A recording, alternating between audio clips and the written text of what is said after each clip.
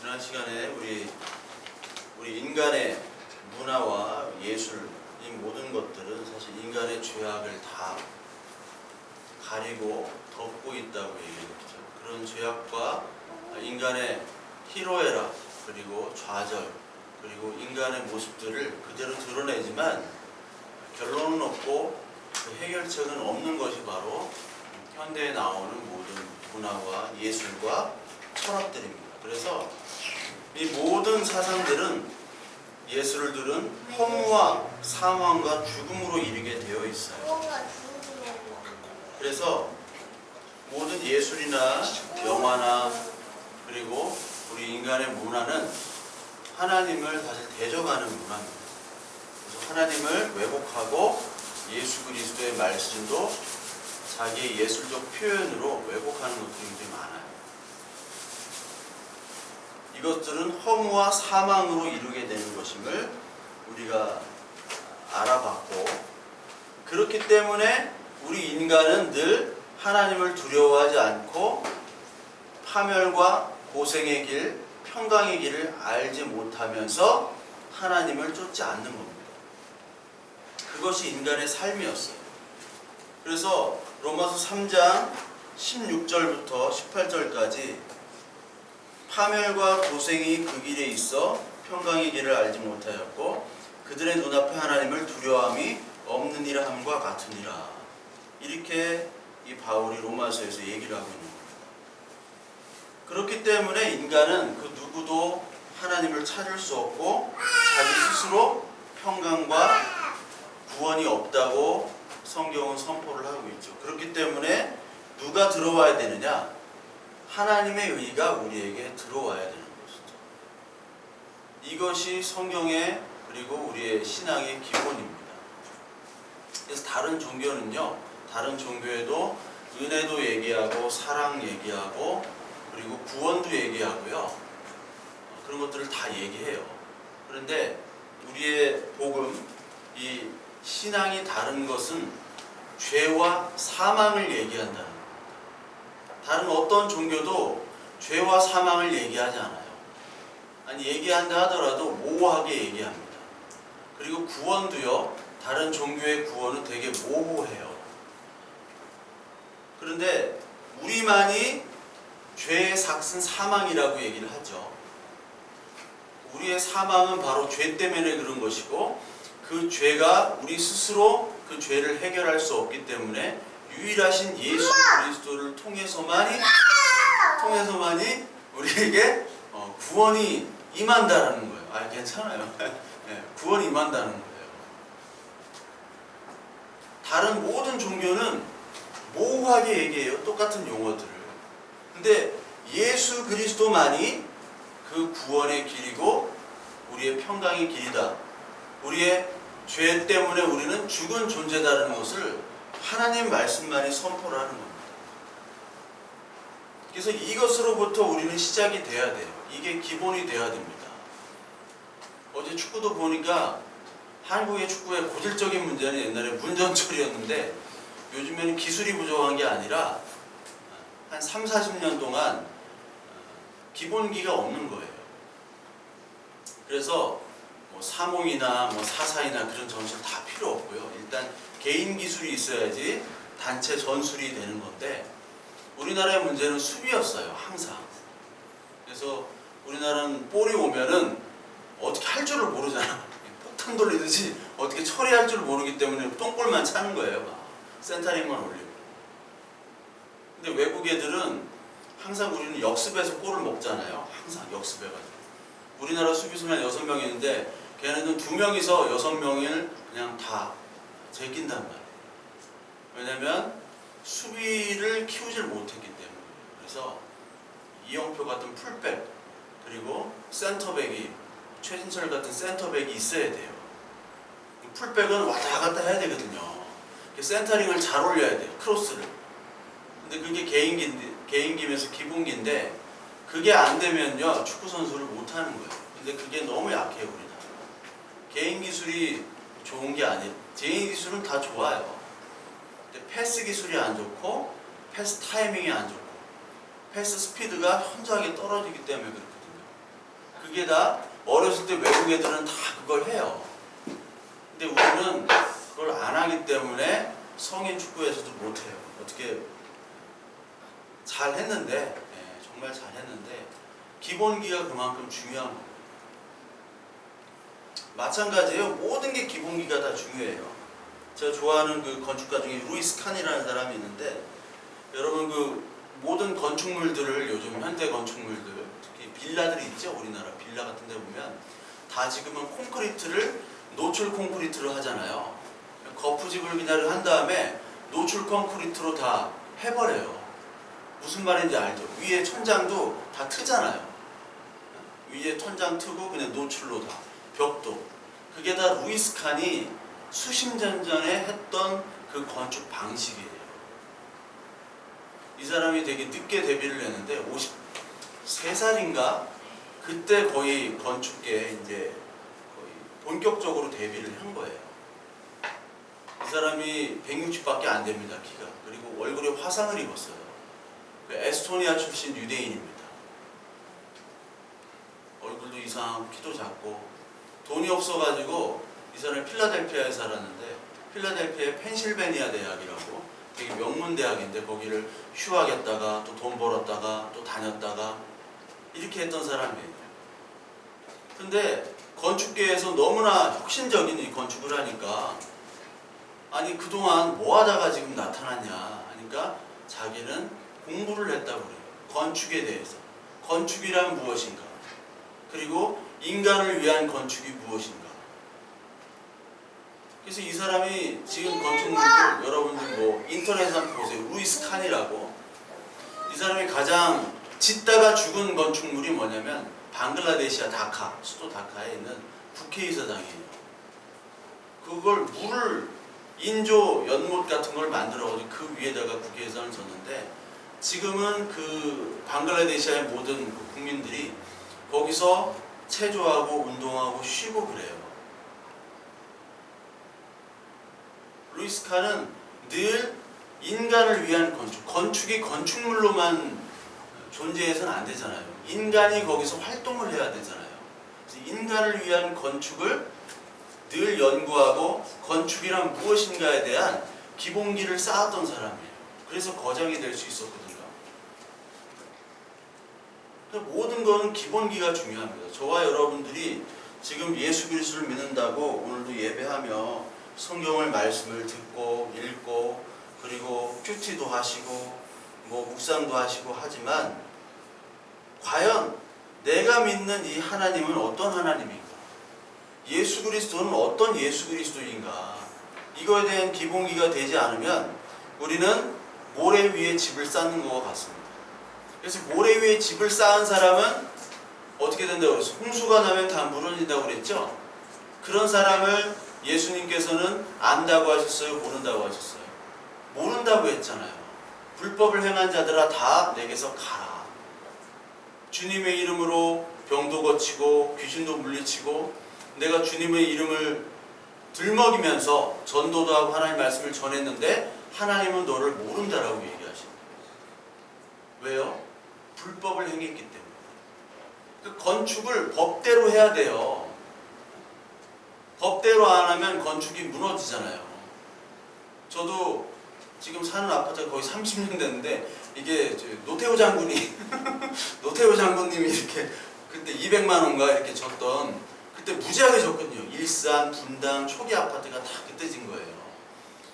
그때 진 아파트들이 다 날림이에요. 사실 날림. 날림인데 그렇게 날림으로 줬기 때문에 이렇게 무너지고 하잖아요. 옛날 처음 청주에 그 와우 아파트라고 60년대 후반에 무너진 아파트가 있어요. 근데 이름이 와우잖아. 와우하고 무너졌다고. 성수대교 붕괴되고. 이게 다 불법으로 지었기 때문에 무너진 거예요.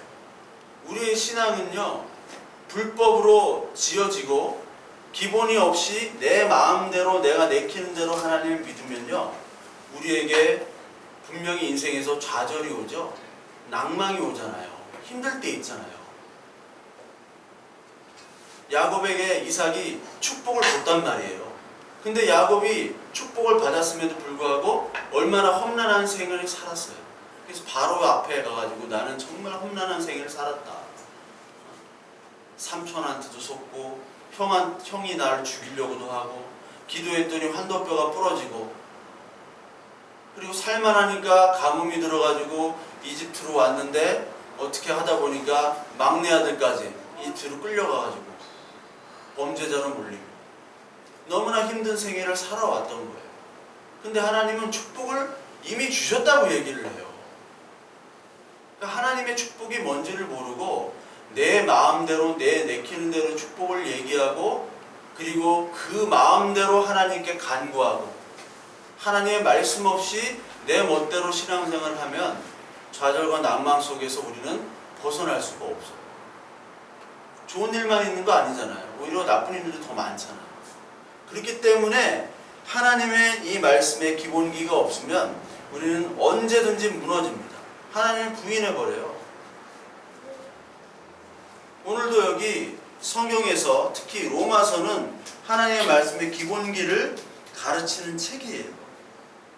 하나님은 어떤 분이냐? 왜 예수 그리스도가 오셨는가? 그래서 유대인이나 이방인이나 모두 인간은 죄인이다라고 선포를 하면서 표면적인 할례나 표면적인 율법 이것을 통해서는 하나님을 알 수 없고 하나님을 따르는 것이 아니다라고 얘기를 합니다. 표면적인 할례나 표면적인 율법을 얘기하고 그것들을 열심히 지켰던 사람들은 결국은 기복주의였고 결국은 자기 소원 성취를 위한 하나님을 외치는 사람들, 이것이 바로 유대인들이고 율법주의고 바로 기복주의. 내가 이만큼 했으니까 하나님께서는 이만큼 주시겠지. 그래서 지금 교회도 마찬가지잖아요. 성경은 분명히 이 교회 안에서 자랑거리도 없고 모두 다 무익한 자이기 때문에 무엇만 자랑해요? 믿음만 자랑하라고 그랬는데 교회에서 서로 자랑을 하죠. 그 자랑 때문에 시기 질투를 하게 되어 있습니다. 아이고 누구 아들이 이렇게 잘 성공해가지고 뭘 이렇게 했다더라. 그럼 일단 소문이 돌면은 우리 자식들은 뭐하고 있나? 시기 질투가 되고 우리 자식들은 교회만 나와가지고 예배는 잘 드리는데 이게 뭐 밥벌이를 못하고 자기 앞가리를 못해요. 그러면은 사람들이 뭐라고 얘기하냐면 믿음은 있지만 하나님의 축복을 못 받았다면 믿음까지도 의심되는 게 지금 현재 교회의 모습이에요. 아, 저 사람 믿음이 없구나. 저 사람 하나님께 기도 안 하기 때문에 저렇게 잘 안 풀리는구나. 다 이렇게 인식을 해버려요. 그런 사람들 비교하고 자랑하고 시기 질투하고 다툼하고 경쟁하는 사람들, 이 사람들이 바로 율법주의자였다는 거예요. 율법주의.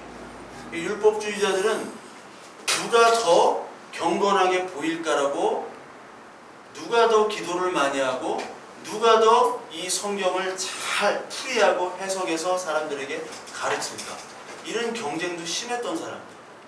마음속에 경건해 보이지만. 그래서 예수님께서는 이들에게 지옥의 판결을 피할 수 없다고 얘기하신 거예요. 왜?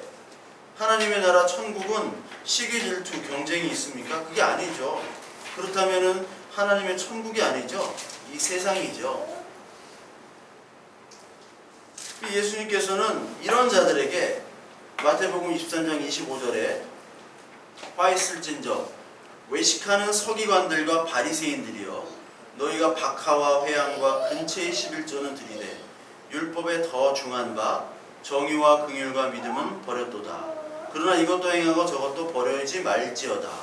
화 있을저 외식하는 서기관들과 바리새인들이여, 잔과 대접의 겉은 깨끗이 하되 그 안에는 탐욕과 방탕으로 가득하게 하는도다. 눈먼 바리새인이여, 너는 먼저 안을 깨끗이 하라. 그리하면 겉도 깨끗하리라. 화 있을저 외식하는 서기관들과 바리새인들이여, 회칠한 무덤 같으니 겉으로는 아름답게 보이나 그 안에는 죽은 사람의 뼈와 모든 더러운 것이 가득하도다. 이게 예수 그리스도께서 이 바리새인과 서기관들에 대한 평가였어요. 겉은 번지르르 한데 속은 다 썩었고 죽었고 더럽다는 겁니다. 사람들을 속이는 거예요. 그러니까 종교인들은 사람들에게 보여지기 때문에 속이기가 쉽죠. 근데 이 하나님은 그 종교인들, 하나님을 믿지 않고 종교인입니다. 인간에게 잘 보이기 위한 정치 수단을 발휘하는 사람들. 이 사람들이 다 종교인들인데 이 사람들을 다 불법을 행한 자, 자기 인생이 자기 주체로 살아가는 그런 죄인으로 평가를 하시는 거예요. 그래서 하나님께서는 이 율법을 지킨다고 하는 사람들에게 입을 막게 하셨습니다. 오늘 19절에 보니까 모든 입을 막고 온 세상으로 하나님의 심판 아래에 있게 하려 함이라. 우리를 하나님께서 율법 아래에 두셨다는 거예요. 왜? 모든 입을 막고 심판 아래에 있게. 하나님은 우리를 율법 아래, 심판 아래, 저주 아래 두셨어요. 그게 하나님의 방법이에요. 제가 전에도 말씀을 드렸듯이 하나님은 우리에게 선악을 알게 하는 열매를 먹도록 어떻게 보면 하신 거예요. 그래서 너희가 얼마나 큰 죄인인지를 깨닫고 하나님만을 찾으라는 거예요. 인간의 관점에서는 하나님은 뭐 이게 세디스트 아니면 뭐 이상한 정신병자 수준이라고 할 수 있지만 그게 하나님의 방법이었어요. 왜? 하나님만을 찾기 위해서. 우리의 모든 희로애락도 인생에 겪는 모든 환경과 조건 그리고 사건들도 다 하나님만을 찾기 위한 하나님이 주시는 은혜의 방편입니다. 그렇기 때문에 여기에는 율법을 지키는 자나 안 지키는 자나 다 입을 막으라는 거예요. 율법이 없는 자는 할 말이 없죠. 율법이 없는 이방인들은 율법이 없기 때문에 내가 지킬 수도 없고 내가 알 수도 없으니까 할 말이 없어요. 그런데 율법을 가지고 있는 유대인들도 지킬 수 없는 거기 때문에 할 말이 없는 거예요. 그래서 입을 막도록 하신 거예요. 저도 지난 시간에 얘기했지만 영화에 대해서 제가 많이 책을 읽고 공부하고 보기도 했어요. 그래서 영화 감독이나 영화 평론가가 되기 위한 그 시작은 뭐냐면 영화를 2번, 3번, 4번 같은 영화를 10번, 20번씩 보는 거예요. 그게 시작입니다. 저도 예전에 그랬어요. 그래서 제가 쓴 노트, 책, 뭐 영화 촬영 기법, 어떻게 샷을 하고 뭐 앵글을 어떻게 잡고 영화에서 가장 중요한 게 미장센이라고 있어요. 미장센. 그 미장센은 이제 감독이 표현하는 건데 그걸 어떻게 하고 그런 책들을 많이 봤어요. 영화의 역사에 대해서 보고. 근데 제가 임자를 만났어요. 임자가 뭐냐면 제가 입을 막게 하는 그런 임자를 한 번 만났어요. 그게 누구냐면 제가 예전에 그 소개팅을 10년 전에 했는데 그분이 이제 교수님이세요. 교수님. 불문과 나오시고 그분이 자기 과에 동기가 서경석이었더라고. 서경석이었는데 그분이 저기 유학도 저기 소르보느 대학교 파리의 소르보느 대학 지금은 소르보느 대학이 없어지고 파리 제4대학으로 바뀌었어요. 그래서 우리나라도 서울대 이런 거 다 간판 없애고 1대학, 2대학, 3대학으로 바꾸자. 그게 파리식이거든요. 4대학을 해서 박사를 받으시고. 근데 그분이랑 얘기하다 보니까 이제 영화 얘기를 했어요. 그분도 영화 평론도 하시고 프랑스니까 프랑스 하면 영화 아닙니까? 근데 제가 있는 얘기 없는 얘기 아는 거 다 동원해서 같이 얘기를 했죠. 그러니까 왜 이렇게 많이 아시냐고. 근데 얘기하다 보니까 제가 딸려 그분한테. 그분이 이제 전공을 하신 분이에요. 영화 쪽으로. 프랑스 영화 전문. 지난주에 누벨바고도 얘기하고 막 그래서 제가 막 이태리 영화로 소재를 돌려도 그것도 알아. 그래서 막 제가 이제 아메리칸 헐리우드 영화로 이제 소재를 바꿨죠. 50년대부터.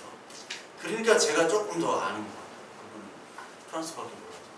근데 하다 보니까 제가 막 잘난 줄 알고 막 이렇게 얘기하다가 입을 닫게 되는 거예요. 진짜 임자를 만나면. 진짜 임자를 만나야 돼. 청주에 모대학 교수님을 하고 계신데 사는 데는 바로 이 동네에 사세요. 제가 알려고 한 게 아니라 주선자인 저기 동기 목사님이 근처에 산다고 그러더라고요. 세리박이 사는 여기 자기 아파트. 사신다고 하시더라고요. 보진 못했어요, 제가. 네. 임자를 만나는 거예요, 임자를. 내가 이렇게 율법을 지키고 내가 이렇게 신앙생활을 열심히 했다. 사람들에겐 자랑한단 말이에요. 그래서 사람들이 인정해 준단 말이에요. 근데 하나님은 인정 안 해줘요. 임자를 만나요. 그게 어떤 거냐면 산상수훈이에요. 산상수훈. 여러분 산상수훈을 집에 가서 다시 한번 읽어보세요. 산상수훈이 누구에게 한 얘기냐? 내가 율법을 이렇게 지키고 하나님 잘 섬겼습니다. 하나님 사랑합니다.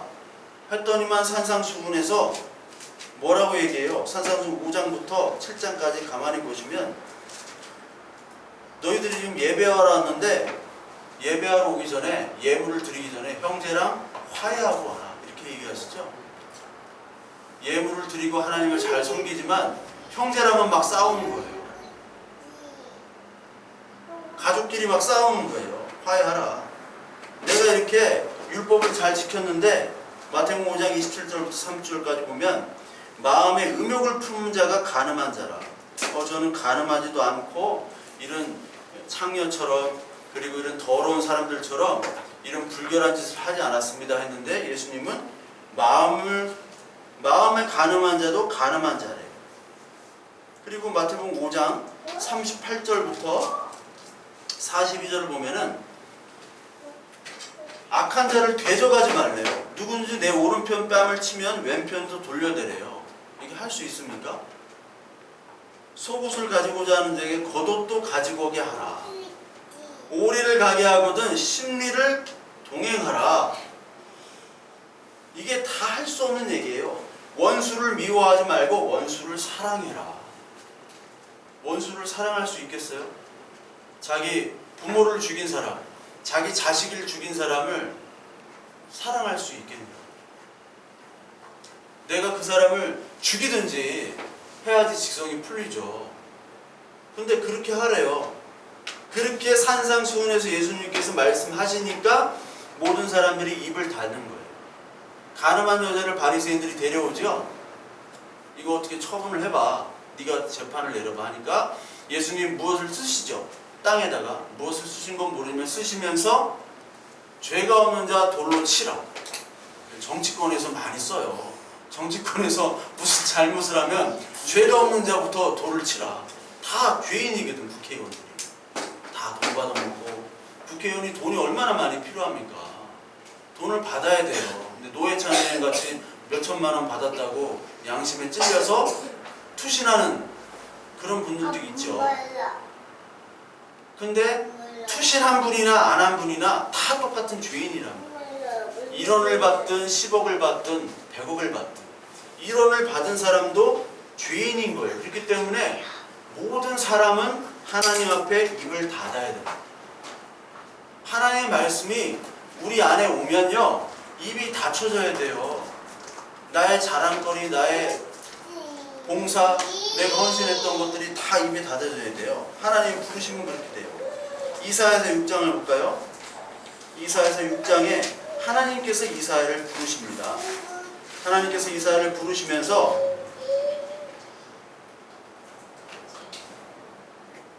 이렇게 얘기해요. 하나님이 이사야를 부를 때 이사야는 6장 5절에 내가 말하되 화로다 나여 망하게 되었도다.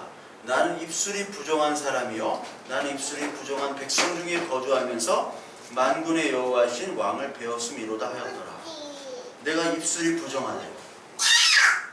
그러니까 내가 했던 모든 말들은 부정한 말이었다라는 거예요. 왜? 하나님을 만나니까. 하나님 거룩하신 하나님 앞에서는 우리가 자랑할 수가 없단 말이에요. 번데기 앞에서 주름 잡는 것도 아니고. 에스겔서 16장에 우리 또 보겠습니다. 에스겔서 16장 60절 1173페이지 구약성경 여기 보면 그러나 내가 너의 어렸을 때 너와 세운 언약을 기억하고 너와 영원한 언약을 세우리라. 내가 내 형과 아우를 접대할 때 내 행위를 기억하고 부끄러워할 것이라. 내가 그들을 내 딸로 주려니와 내 언약으로 말미암음이 아니니라. 내가 내게 내 언약을 세워 내가 여호와인 줄 내가 알게 하리니 이는 내가 내 모든 행한 일을 용서한 후에 내가 기억하고 놀라고 부끄러워서 다시는 입을 열지 못하게 하려 함이니라. 주 여호와의 말씀이니라. 네가 예전에 어렸을 때 했던 모든 일들 내가 다 용서한다. 기억하고 놀라고 부끄러워서 네가 다시 입을 열지 못하게 하겠다. 그러니까 우리가 애기들을 키우잖아요. 애기들을 키우는데 애기들이 이제 장성해서 이제 사춘기 오면은 이제 막 반항도 하고 그러잖아요. 근데 그 애기 때 엄마 아빠가 어떻게 키웠는지를 애기는 모른단 말이에요. 근데 엄마 아빠가 얼마나 고생하면서 키웠어요. 애기 막 다 맨날 똥 싼 거 다 이렇게 기저귀 갈아주고. 근데 자기가 똥 싸고 맨날 그렇게 어지럽힌 거를 애기는 몰라요. 근데 하나님은, 부모님은 다 그걸 기억하고 있죠. 우리 저기 주한이나 우리 저기 똥 싼 거 찍어가지고 보여줘야 돼. 나중에 네가 이거 똥 싼 거 다 이렇게 똥 싸고 이렇게 처발라놨다고 반항할 때 보여줘야 돼. 그때 아 내가 잘못했군요. 입을 닫는 애들은 진짜 좋은 아이들, 잘 큰 아이들. 근데 그때도 막 반항하는 거. 마치 우리 인간처럼, 우리들처럼. 하나님이 다 처리해주고 다 언약대로 다 너의 모든 나를 대적했던 모든 일들을 내가 다 용서했다. 그리고 그것들을 다 우리에게 보여주시는 거예요.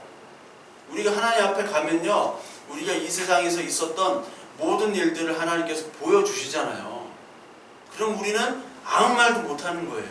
하나님 앞에 내가 이렇게 죄악을 범하고 내가 이렇게 나쁜 짓을 했는데도 하나님은 우리를 자녀로 택해 주시고 우리를 거둬 주셨다라는 거죠. 왜?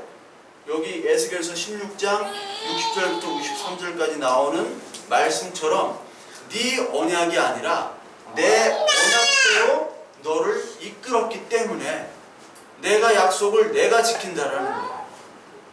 그러니까 네 행위나 너의 어떤 도덕적인 인간의 판단 기준이나 그런 것들과 관계없이 내가 너를 자녀로 삼아서 네 한 일들을 다 내가 덮어준다.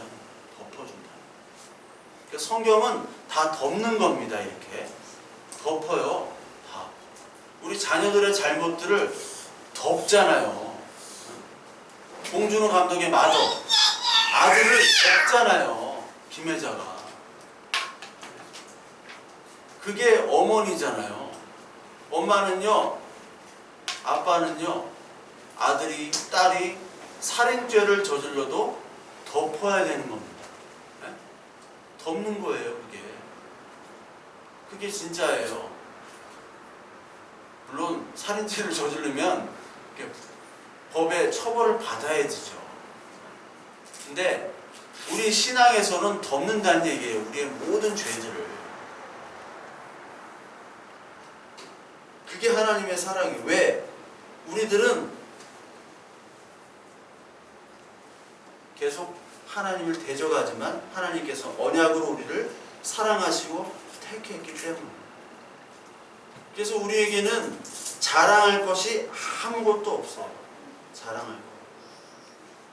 이 세상의 사람들을 보세요. 뭐를 자랑합니까? 자기의 죄악들을 자랑하잖아요. 내가 이렇게 사기쳐가지고 돈을 벌었다. 내가 한턱 쏠게. 이런 걸 자랑한단 말이에요. 하나님께서는 우리의 모든 입을 막도록 하시고 우리를 심판 아래 있게 하려 하십니다. 율법을 주신 이유입니다. 율법을 주심으로 말미암아 너희들은 이 율법을 지킬 수 없는 존재니까 입 닫아 이거예요. 그리고 심판 아래 있게 하심.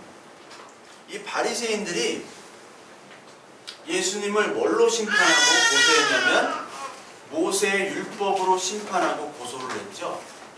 모세의 율법. 그래서 요한복음 5장 45절에 보면 이런 말씀이 있습니다. 내가 너희를 아버지께 고발할까 생각하지 말라. 너희를 고발하는 이가 있으니 곧 너희가 바라는 자 모세니라. 모세를 믿었더라면 또 나를 믿었으리니 이는 그가 내게 대하여 기록하였음이니라. 바리새인들은 예수님이 율법을 지키지 않았다고 고소를 했어요. 고발을 했어요. 그런데 예수님은 오히려 바리새인들에게 나를 고발하냐? 너희들이 고발당해야 되는 것은 바로 너희들인데 너희들이 고발하는 사람은 내가 아니라 오히려 모세다. 너희들이 선생으로 치는 모세다. 모세는 너희들에게 하나님이 주신 율법을 너희들에게 전해줬지만 그 율법을 지킬 수 있는 인간은 아무도 없었고 그 지키라고 주신 것이 아니라 하나님의 뜻을 알라고 지키는 거예요. 지키면 지킬수록 그 율법이 불가능하다는 것을 깨닫도록 하나님께서 주신 것을 모세는 백성들에게 하나님을 대신해 준 건데 너희들은 그것을 열심히 지켜서 자랑하려고 그리고 다른 사람들을 판단하고 심판하기 위해서 열심히 지키는 사람이 되었기 때문에 모세가 여기에 있으면 너희들은 모세로부터 고발당한다. 그리고 모세를 너희가 추종하지만 모세를 믿었더라면 나를 믿었을 것이다 라고 얘기하십니다.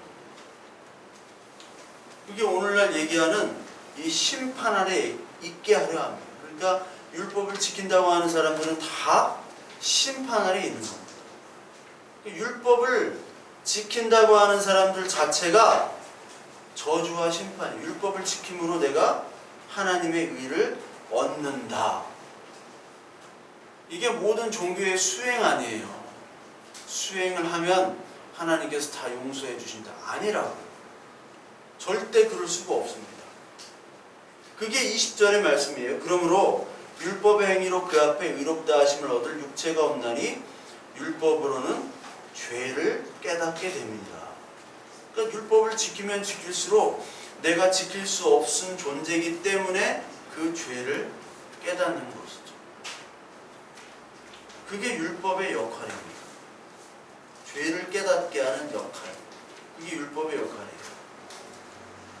그래서 로마서 7장 7절에도 그런즉 우리가 무슨 말을 하리요? 율법이 죄냐? 그럴 수 없느니라. 율법으로 말미암지 않고는 내가 죄를 알지 못하였으니 곧 율법이 탐내지 말라 하지 아니하였으면 내가 탐심을 알지 못하였습니다. 율법은 죄를 깨닫는 역할을 하게 되는 겁니다.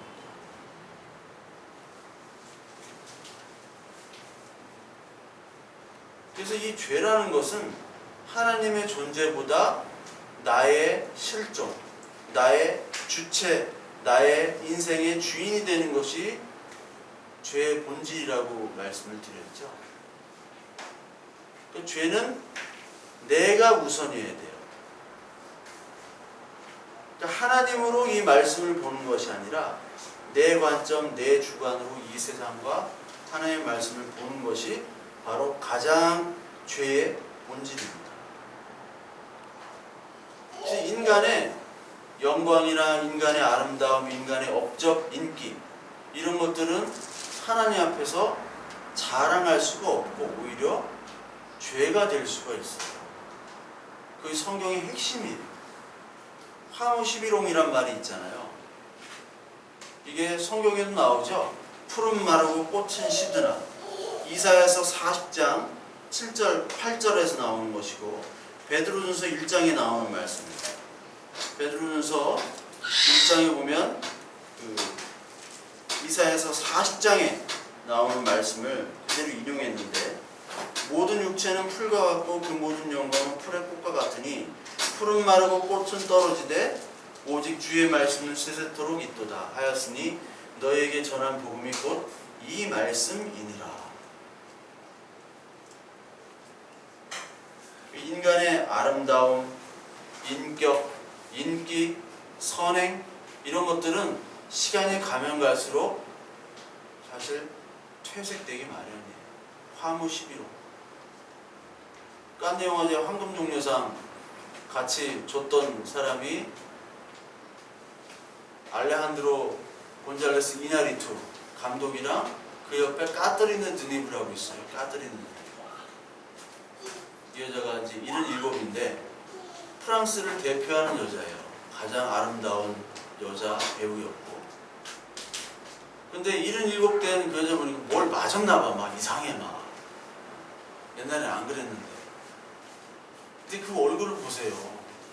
그렇게 아름답다고 할 수 없잖아요. 그러니까 한 50대 중반, 지금은 모르겠다. 지금 한 60대 돼야 60대가 넘어가면 이제 다 얼굴이 평준화가 된다. 모든 미모가 평준화가 돼요. 뽀글뽀글 파마하고 머리숱도 다 없어지니까 뽀글 파마를 해야 돼. 외모가 평준화된단 말이에요. 여러분 아이언맨 1에 나온 첫 번째 나온 그 오베이다인가 오이베다인가 하여튼 그 등치 큰 사람 있죠? 그 토니 스타크랑 같이 토니 스타크를 죽이려고 막 이렇게 했던 자기 아버지 친구였던 동업자. 그 사람 머리 없고 막 등치 이만하잖아요. 그 사람이 제프 브리지스인데 70년대 최고의 꽃미남 배우였어요. 머리 막 그렇게 머리숱 막 흩날리고 킹콩에 나와요. 킹콩의 주연이에요. 킹콩 76년에 나온 옛날 킹콩. 그 멜로드라마의 주연이었어요. 근데 그렇게 변했더라고. 이뻤던 막 브룩 실즈 지금은 남성화가 돼가지고 막 키도 우리 주한이 아빠만해. 키가 주한이 아빠만한 데다가 막 남성화가 돼가지고 그렇게 예뻤던 사람이에요. 그러니까 인간이 잡고 있는 모든 것들은 사실 추해지는 거예요. 추해져. 인간의 모든 것들 가치 있다고 여겨지는 것이 사실 쓰레기인 겁니다. 인간이 금이라고 생각하는 것이 똥덩어리예요. 그러니까 텔레비에도 쓰레기 더미에 사는 분들이 있죠. 쓰레기를 모아가지고 막 집안에다가 가득 해놓고 그런 분들 많잖아요. 그러니까 인간의 삶이 그렇다는 거예요. 사실은 하나님이 보실 때는 그렇기 때문에 인간이 가지고 있는 모든 행위들이 바로 율법이라는 것인데 그 율법으로는 너희가 의롭지도 못하고 너희가 평안을 얻을 수도 없고 하나님이 말씀하시는 죄와 사망을 벗어난 생명과 구원을 얻을 수 없다는 거예요. 그렇기 때문에 이제 율법의 한 의가 나타나요. 율법의 한 의. 갈라디아서 우리 3장 한번 볼까요? 갈라디아서 3장. 갈라디아서 3장 10절부터 이 갈라디아서랑 로마서는 같이 봐야 된다고 말씀을 드렸죠. 무릇 율법 행위에 속한 자들은 저주 아래 있나니 기록된 바 누구든지 율법책에 기록된 대로 모든 일을 항상 행하지 아니하는 자는 저주 아래 있는 자라 하였습니다. 또 하나님 앞에서 아무도 율법으로 말미암아 의롭되지 못하는 것이 분명하니 이는 의인은 믿음으로 살리라 하였습니다. 율법은 믿음에 난 것이 아니니 율법을 행하는 자는 그 가운데서 살려 하였느니라. 그리스도께서 우리를 위하여 저주를 받은 바 되사 율법의 저주에서 우리를 속량하셨으니 기록된 바 나무에 달린 자마다 저주 아래 있는 자라 하였습니다. 율법 아래 있는 자들은 다 저주에 있는 자예요. 왜냐하면 율법은 죽음을 해결하지 못하기 때문에 그렇죠. 죽음을 해결하지 못하는 율법을 아무리 지키고 자랑한다 하더라도 죽음으로부터 생명과 구원을 얻을 수가 없어요. 그렇기 때문에 우리는 이것을 지키는 것으로 의롭다거나 생명을 얻는 것이 아니라 한 의, 새로운 의, 그것이 예수 그리스도입니다. 그 의를 받아야 되는데 그게 바로 성경에 이미 다 나와 있는 거예요. 미가서 5장 2절부터 4절에도 나오고요. 이사야서 53장에도 여러분들 잘 나와 있죠. 이사야서 53장, 미가서 5장 2절에 4절. 이 구약성경 대표적으로 예레미야 33장 14절에서 16절. 이런 구약성경에 나오는 것들이 바로 다 예수 그리스도를 예표하고 예수 그리스도를 통해서 너희들이 구원을 받는다고 이미 구약에 나와 있어요. 누가복음 24장을 보겠습니다. 누가복음 24장 44절. 24장 44절에 보면 또 이르시되 내가 너희와 함께 있을 때 너희에게 말한 바 곧 모세의 율법과 선지자의 글과 시편의 나를 가리켜 기록된 모든 것이 이루어져야 하리라 한 말이 이것이라 하시고, 이에 그들의 마음을 열어 성경을 깨닫게 하시고, 또 이르시되 이와 같이 그리스도가 고난을 받고 제3일에 죽은 자 가운데서 살아날 것과 또 그의 이름으로 죄사함을 받게 하는 회개가 예루살렘에서 시작하여 모든 족속에게 전파될 것이 기록되었으니 너희는 이 모든 일의 증인이라. 구약의 모든 사건들은 다 예수 그리스도의 구원을 얘기하는 거예요. 그리고 예수 그리스도로 말미암아 너희들은 죄가 다 사라지게 된다. 너희의 가진 행위로는 하나님을 찾을 수가 없다. 모든 종교는 다 하나님을 얘기해요. 용어만 다를 뿐입니다. 하나님을 얘기해요.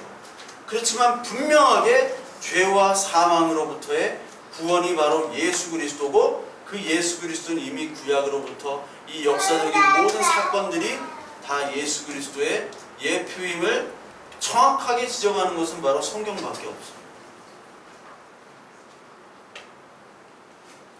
그렇기 때문에 우리의 모든 사람들은 다 죄인이기 때문에 하나님 앞에서는 아무도 자랑할 수가 없습니다. 뭐만 자랑하느냐? 약한 것만 자랑하죠. 약한 것. 예레미야 9장 23절에 보면 너의 지혜와 용기와 부를 자랑하지 말라고 그랬어요. 네가 아무리 싸움을 잘하고 아무리 힘이 세도 자랑하지 말라. 더 힘센 놈이 나오고, 너의 지혜를 자랑하지, 아무리 똑똑하고 지혜롭다 하더라도 그 지혜를 자랑하지 말라. 더 지혜로운 사람이 나와서 너의 입을 닫게 한다. 너의 부 자랑하지 말라. 더 큰 부자가 있다. 이 모든 지혜와 용기와 부의 근본은 바로 예수 그리스도를 얘기하는 거예요. 하나님 앞에 가면은 우리는 모든 것들이 다 악으로 드러나기 때문에 사람들은 모르지만 하나님은 우리가 했던 행위들이나 생각들까지도 다 아시기 때문에 그것들을 보여주는 순간 우리는 입을 닫을 수밖에 없어요. 사람에겐 자랑했죠. 사람에겐 내 능력을 자랑하고 내 가진 재산을 자랑하고 내 가진 인간관계를 자랑했지만 하나님 앞에서는 무용지물입니다. 하나님은 우리에게 엑스레이를 보여주면서 마른 뼈를 보여주십니다. 죽은 상태를 보여주십니다. 고린도후서 11장 30절에 보면 약한 것만 자랑한다고 그랬죠. 11장 30절에 내가 부득불 자랑할진대 내가 약한 것을 자랑하리라. 주 예수의 아버지 영원히 찬송하실 하나님이 내가 거짓말 아니라는 것을 아시느니라. 약한 것만 자랑합니다. 주 안에서 약한 것만 자랑. 야고보서 4장 16절에 보면 헛된 자랑은 악이라고 나와요. 헛된 자랑. 그러니까 교회에서도 헛된 자랑을 하는 사람이 있으면 저 사람은 아직까지 하나님의 은혜를 알지 못하는 자다. 우리가 얼마나 죄인인지를 깨닫지 못하는, 우리가 사망의 존재인지를 깨닫지 못하는 자예요.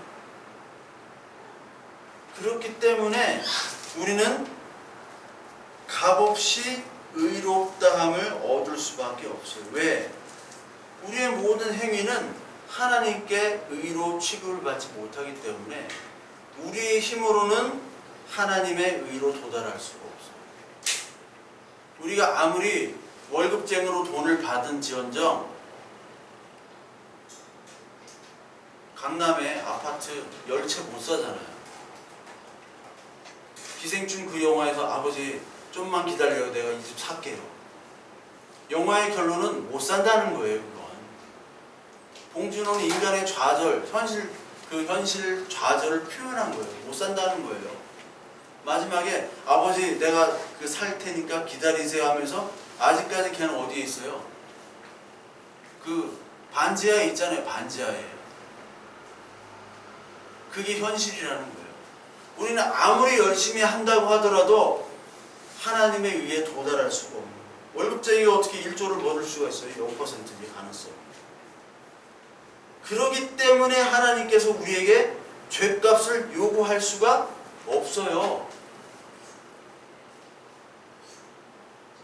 우리 애한테 사기쳤는데 사기꾼 찾아가니까 돈이 없어. 그러면 갚을 의무가 없잖아요, 법적으로도. 우리가 갚을 수가 없어요. 창세기 15장이 이미 얘기를 했죠. 하나님께서 아브라함과 인간의 언약 속에서 하나님 먼저 그냥 지나가시잖아요. 쪼갠 고기 사이로 하나님만 지나가시잖아요. 같이 지나가야 되는데 왜? 너는 못 지키니까. 우리는 지킬 수 없기 때문에 하나님만을 의지하라는 것이 바로 예수 그리스도의 말씀이에요. 그래서 모든 믿는 자에게 차별이 없어요. 왜? 모든 다 죄인이기 때문에. 그리고 모든 사람이 죄를 범했기 때문에 하나님의 영광이 이르지 못했으므로 예수 그리스도만으로 이 죄값을 다 치르겠다. 그거예요. 그러니까 하나님께서는 무능한 우리에게 죽음을 요구할 수가 없습니다. 우리 피덩이 같은 아이에게 희생을 요구할 수가 없습니다. 심부름 시킬 수도 없습니다. 집안일 시킬 수도 없듯이 하나님은 우리에게 요구하지 않으세요. 뭐만 요구하시느냐? 내가 했다는 것을 믿고 따르라는 것만 요구하십니다. 예수 그리스도 한 것을 믿으라는 거예요. 그 믿음을 요구하시는 거예요. 왜? 우리는 아직 죄인이기 때문에. 값을 치를 수 없기 때문에. 그래서 로마서 5장 5절을 우리 볼까요? 로마서 5장 5절. 소망이 우리를 부끄럽게 하지 아니함은 우리에게 주신 성령으로 말미암아 하나님의 사랑이 우리 마음에 부음과 됨이니 우리가 아직 연약할 때 기약대로 그리스도께서 경건하지 않은 자를 위하여 죽으셨도다. 의인을 위하여 죽는 자가 쉽지 않고 선인을 위하여 용감하게 죽는 자가 곧 있거니와 우리가 아직 죄인 되었을 때 그리스도께서 우리를 위하여 죽으심으로 하나님께서 우리에 대한 자기의 사랑을 확증하셨느니라. 이 세상에서 의를 위해서 죽은 사람 많습니다. 국가를 위해서 죽은 분들 많죠. 그리고 가족을 위해서, 사랑하는 애인을 위해서 죽은 사람도 많아요. 민주화를 위해서 죽은 사람도 있습니다. 분신하고 투신하고 노동운동을 위해서 한 분들도 있고요. 얼마나 많아요. 일제 탄압으로부터 자결한 분도 있고 폭탄을 들고 희생한 분도 있고 얼마나 많습니까? 그렇지만 여러분들 죄인을 위해서 죽은 사람이 있어요. 연쇄살인마를 위해서 내가 대신 감옥에 가겠다 하는 사람이 있습니까? 없습니까? 없단 말이에요. 의인을 위해서 죽으면요, 이 나라를 위해서 죽으면요, 국립묘지에도 묻히고 뭐 기념일날도 뭐 되고 뭐 박종철 군, 이한열 열사의 소리를 듣잖아요. 가족에게 뭐 그래도 뭐 국가의 유공자라고 가족에게 도움도 좀 되고. 근데 연쇄살인마를 위해서 내가 죽겠다 대신? 이런 사람은 한 명도 없어요. 왜? 사람들이 알아주지도 않고 가치도 없고 명분이 없단 말이에요. 근데 유일하신 분이 바로 예수 그리스도라는 거예요. 죄인을 위해서 내가 대신 죽겠다. 그게 뭐냐면 사랑이에요. 사랑. 이건 부모만이 가능합니다. 진짜 부모, 참 부모. 가짜 부모도 하도 많기 때문에. 근데 참 부모라고 얘기하면 이게 또 통일교 같아가지고. 통일교는 다 참 부모예요. 참 교회 얘기하면 다 뭐 이만희니 뭐 안상홍 하나님 교회니 자기들만 참 교회라고 해야 하니까. 하여튼 용어가 좀 그런데 죄인을 위해서 죽은 분이 바로 예수 그리스도밖에 없어요. 왜? 우리를 자녀 삼은 하나님 아버지시기 때문에. 정말 자녀를 사랑하면 자녀가 연쇄살인마라도 자녀가 회개하고 다시 잘 살아간다는 조건 하면 내가 들어와서 내가 사형당할 수 있잖아요. 특히 뭐 많이 산 분들은 살 만큼 살았는데 더 살아서 뭐하냐.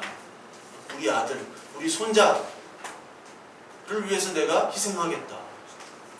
죄인이 위해서 할 사람은 바로 부모밖에 없는 거예요. 하나님은 죄인인 우리를 아직 경건하지 않을 때 우리를 위해서 죽으심으로 말미암아 우리에 대한 하나님의 사랑을 보여주셨습니다. 확증했다는 게 증명했다는 거예요. 여러분 사랑을 뭘로 증명할 거예요? 오빠 나 사랑해? 그냥 뭘 증명해? 루비통 이런 거 사줘야지 증명이 되지만 인간의 사회에서는 진짜 사랑의 증명은 대신해서 죽는 거예요. 우리가 하나님을 막 사랑합니다 막 하지만 하나님을 어떻게 사랑할 거예요? 죽어야 되는데 하나님 위해서 죽어야 되는 보이지 않는 하나님을 위해서 어떻게 죽을 거예요? 우리가 하나님을 사랑한다는 것은 굉장히 추상적인 겁니다. 우리는 하나님에 대한 믿음밖에 없는 거예요, 사실. 그 믿음도 하나님이 주신 거예요. 우리를 위해서, 죄인인 우리를 위해서 죽으신 그 하나님의 사랑. 그 믿음, 그거를 우리에게 요구하시고 그 하나님의 하신 일, 예수 그리스도께서 하신 일에 무릎 꿇고 아멘이라고 고백할 때 그래, 너 이제 의인이다. 너 내 자녀가 된 것이다. 라고 인정해 주는 거예요. 그게 저와 여러분들에게 오늘날 이 교회에게 하나님께서 원하시는 거예요. 하나님께서 원하시는 거는 건물을 짓고 교회 예배당을 짓고 헌금을 많이 하고 봉사를 하고 이런 것보다도 네가 하나님의 자녀가 되는 거예요. 아무리 자녀가 공부 잘하고 잘 나가면 뭐합니까? 나중에 엄마 아빠 돌아보지도 않고 자기 앞가림은 너무 잘해. 너무 잘 컸어. 너무 칭찬받아. 자기 식구들, 자기 자녀들, 자기 부인이랑 알콩달콩 잘 살아. 근데 부모를 돌아보지 않는 사람 되게 많아요.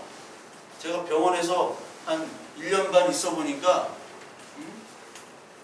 막 아들이 금감원에 다니네. 금감원 막 서기관이야. 막 젊은 사람이 도시에 붙은 거지. 엄마한테 안 와. 엄마가 어떻게 누워있는 거야. 아무도 안 와. 간병인만 있어. 간병인만. 근데 이제 나같이 이렇게 아무것도 없는 아들은 그냥 계속 붙어있는 거예요. 계속. 그게 진짜인데 세상은 바꿔서 얘기한단 말이에요. 그래서 우리는 믿음이라는 것은 우리의 가치관이 완전히 바뀌는 거예요. 저 사람 잘나고 착하고 믿음 있는 사람이라고 하는 것이 하나님의 입장으로 바뀌면서 저게 아니라 진짜 믿음과 진짜 사랑은 이거구나 라고 바뀌는 거예요. 우리 아들이 아무리 잘나고 똑똑하고 건강하고 그런다 하더라도 아들이 어떤 사고로 희생되면 그게 무슨 소용이 있겠어요? 내 안에 붙어 있을 때 그게 진짜 자녀지. 그래서 예수 그리스도께서는 항상 내 안에 붙어 있으라. 그리스도 안에 계속 성경에서 얘기하는 거예요. 요한복음 15장에 포도나무와 가지를 예를 들면서 내 안에 붙어 있어라. 저와 여러분들이 하나님의 자녀가 된다는 것은 하나님 안에 내가 죄인이고 바보고 어리석고 그렇지만 사람들한테 손가락질 당하지만 그래도 하나님 안에 붙어있는 존재입니다. 나를 긍휼히 여겨주시고 나를 선한 길로 인도해 주세요. 붙어있을 때만이 그 기도가 유효한 거예요. 저와 여러분들이 어떠한 안 좋은 일도 있고 저도 안 좋은 일이 되게 많았어요. 안 좋은 일만 있었어. 저는 안 좋은 일만. 그렇기 때문에 어떻게 보면 붙어 있는지도 몰라요. 안 좋은 일이 있으면 탈선하게 되잖아요. 좀 고등학교 때 엄청 탈선하고 싶었단 말이에요. 근데 하나님이 지금을 돌아보니까 그래도 붙잡아 주신 게 하나님이었어요. 하나님을 알지도 못하고 믿지도 않았지만 지금만 돌이켜보니까 저와 여러분들에게 어떤 일이 있든지 하나님을 붙잡으십시오. 이 말씀을 붙잡으십시오. 여러분이 기분이 나쁘든지 기분이 좋든지 어떠한 좋은 일이 있든지 나쁜 일이 있든지 하나님 앞에 붙잡고 오직 주님만 붙잡고 이 말씀만 붙잡으세요. 그때 하나님께서 우리에게 분명히 하나님의 사랑을 그리고 하나님의 인도하심을 보여주실 겁니다. 제가 그랬고요. 많은 믿음의 조상들이 그랬고요. 그리고 여러분들과 저도 그럴 겁니다. 하나님 말씀을 붙잡는 저와 여러분들 되시길 바랍니다.